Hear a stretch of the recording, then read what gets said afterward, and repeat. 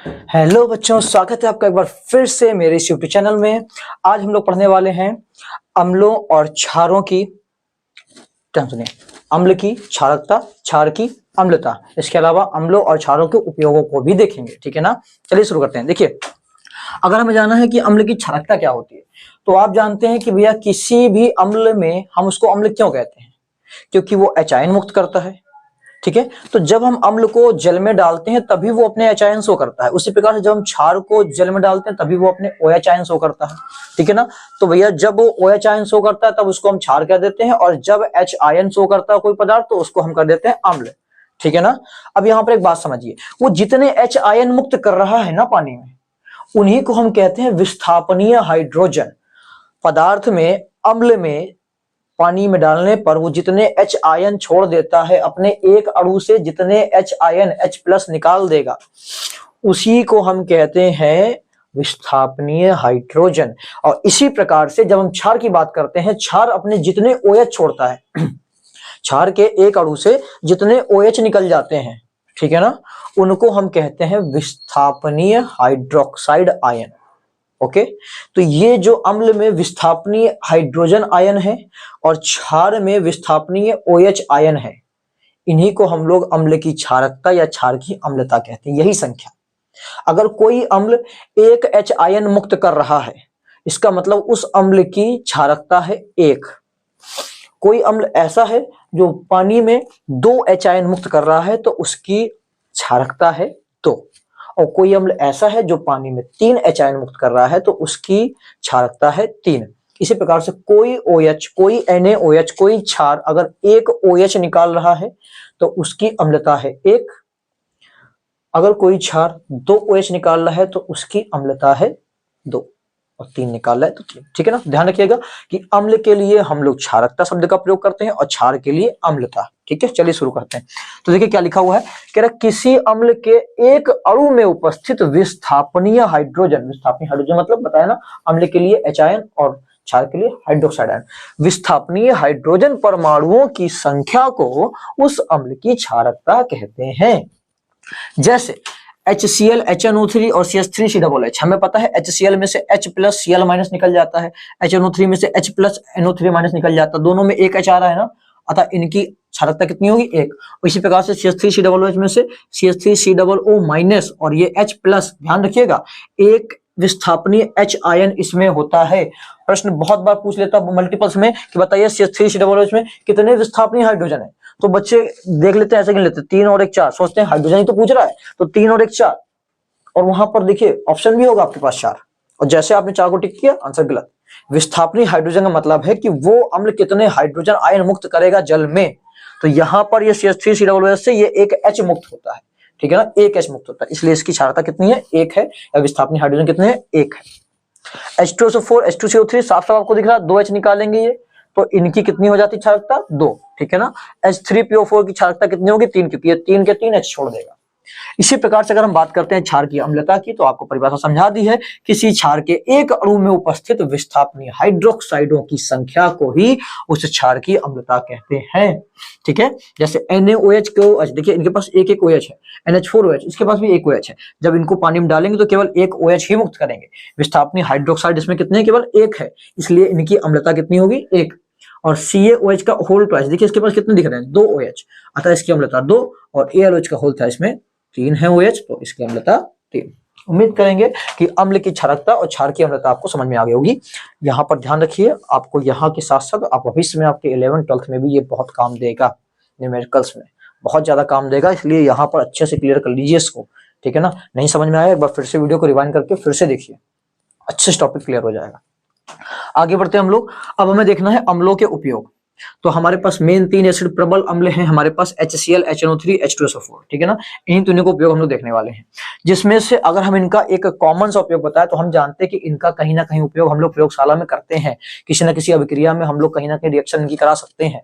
तो जब भी किसी पदार्थ की आप रिएक्शन किसी जगह पर किसी अदर पदार्थ से, किसी से, कोई भी केमिकल से आप करा रहे हो, तो जिस भी पदार्थ की आप रिएक्शन, अगर आपने एक भी पदार्थ की रिएक्शन करा दी किसी भी एक पदार्थ से उसकी, तो वो एक अभिकर्मक बन जाता है, ठीक है ना। उसको हम लोग बोल देते हैं कि प्रयोगशाला में इसका उपयोग हम लोग अभिकर्मक की तरह करते हैं। अभिकर्मक मतलब किसी न किसी एक रिएक्शन को कंप्लीट कराने के लिए इसका हम उपयोग कर लेते हैं, उसमें मिला देते हैं, ठीक है ना। अतः आप कह सकते हो कि लगभग हर एक मोस्टली जितने भी कंपाउंड्स होते हैं, जितने भी हमारे पास केमिकल्स हैं, सारे एक तरह के अभिकर्मक ही हैं, ठीक है ना।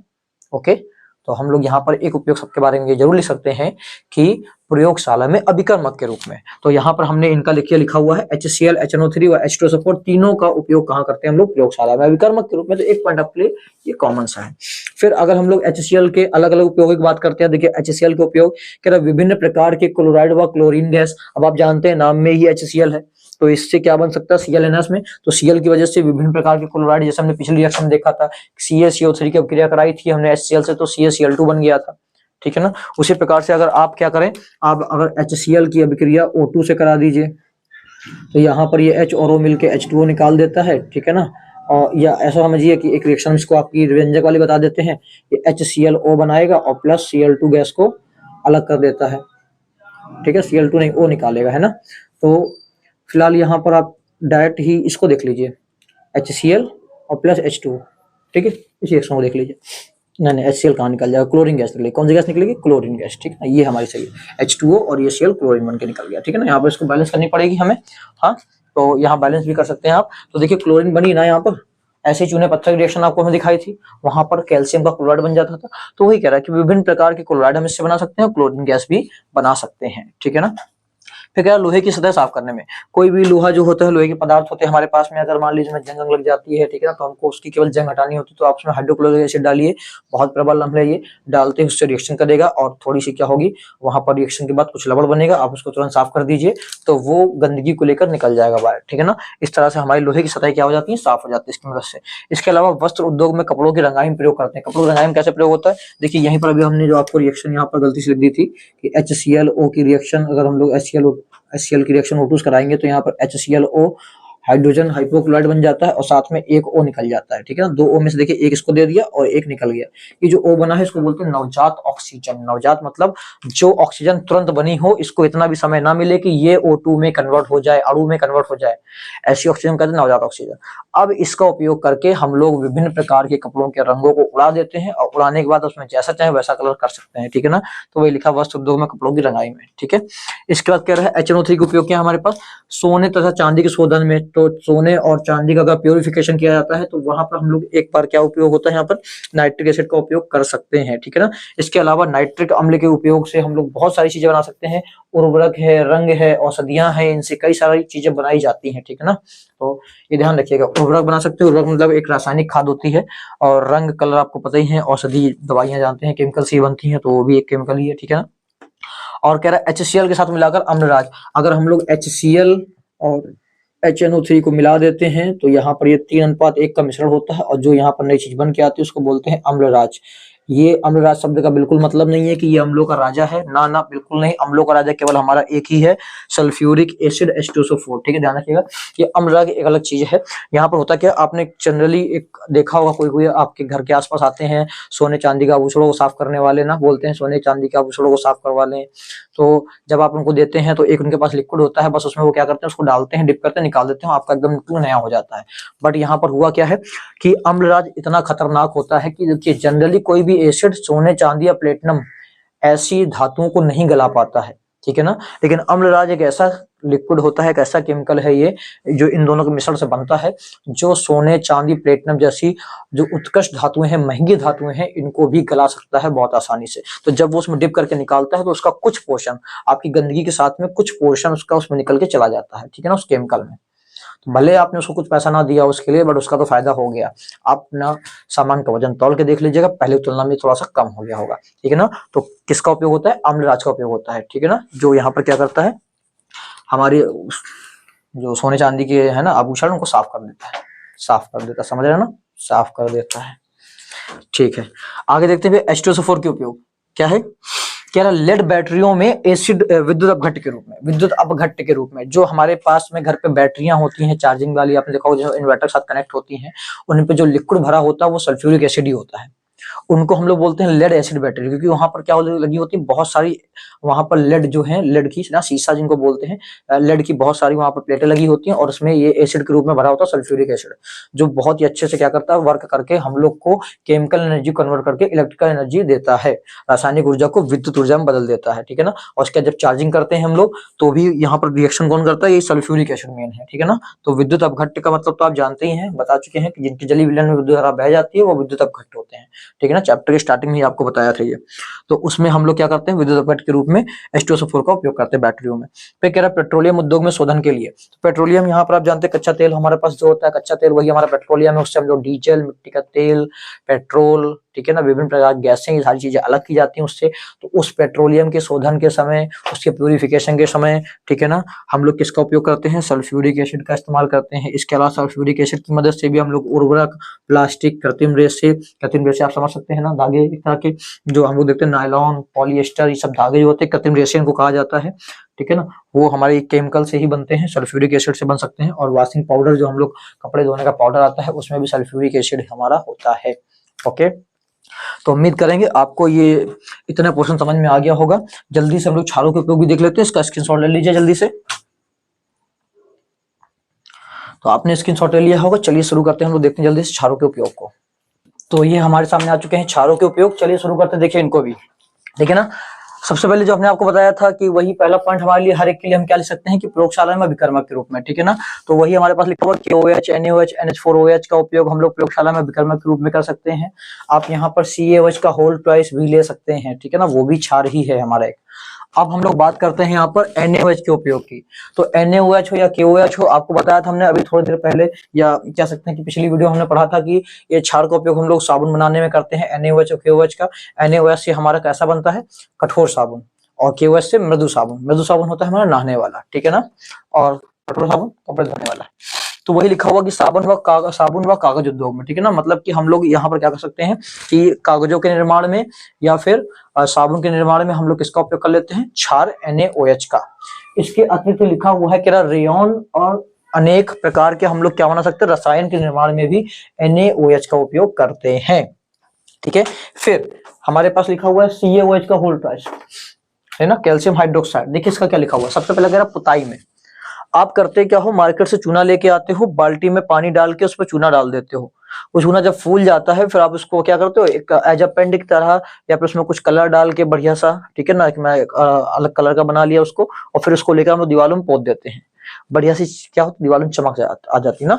और चमक आने का कारण क्या होता है, हमने आपको बताया है चैप्टर नंबर 1 में, वहां पर आपको इस क्वेश्चन को सॉल्व करवाया है कि जब चूने को हम लोग पोत देते हैं दीवारों पे, तो उस पे जो चमक आ जाती है उसका कारण क्या होता है। फिर भी आपको यहाँ बता दे रहे हैं, वो करता क्या है, चूना जो पुता हुआ चूने का पानी है, वायुमंडल के CO2 से अभिक्रिया करके CaCO3 कैल्शियम कार्बोनेट की परत बना लेता है, और वही कैल्शियम कार्बोनेट की परत क्या होती है, चमक आने का कारण, ठीक है ना।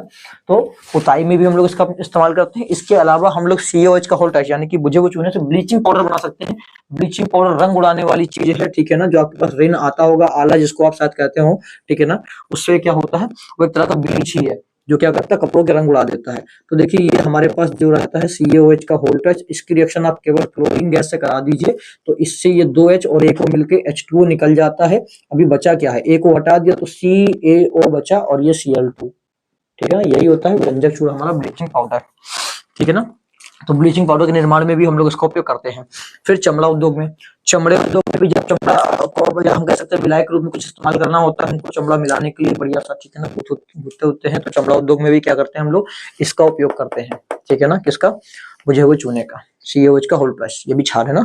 फिर जल की कठोरता दूर करने में, जल में जैसे मान लीजिए कैल्शियम या मैग्नीशियम लवणों की कठोरता जब आ जाती है, जिसकी वजह से ऐसा जल हमारा जो होता है कठोर जल, उससे कपड़े वपड़े धुलते नहीं जल्दी, तो अगर उसकी कठोरता को दूर करना होता तो उसमें हम लोग क्या डाल सकते हैं, CaOH का होल ट्वाइस, ठीक है, बुझा हुआ चूना आप डाल दीजिए, जल की कठोरता दूर हो जाएगी, वो जल थोड़ा सा कैसा हो जाएगा, मृदु हो जाएगा, अब उसको थोड़ा सा चिकना टाइप का हो जाएगा ना, तो उससे आप आसानी से कपड़े में लोग धुल सकते हैं। इसके अलावा हमारे पास जो NH4OH बचा हुआ है, उसका लिखा उपयोग विभिन्न अमोनियम लवण बनाने में करते हैं। NH4 का उपयोग बहुत ज्यादा है हमारे पास में, आगे भविष्य में लोग पढ़ेंगे जरूर इसको, ठीक है ना। हम लोग कई प्रकार के अमोनियम के लवण को बनाने में इसका उपयोग कर सकते हैं, जैसे कि NH4Cl एक नौसादर अमोनियम का लवण है, ठीक है ना, तो उसको बनाने के लिए भी हम लोग इसका उपयोग NH4OH का कर सकते हैं, ठीक है। तो इसका भी स्क्रीनशॉट ले लीजिए आप जल्दी से।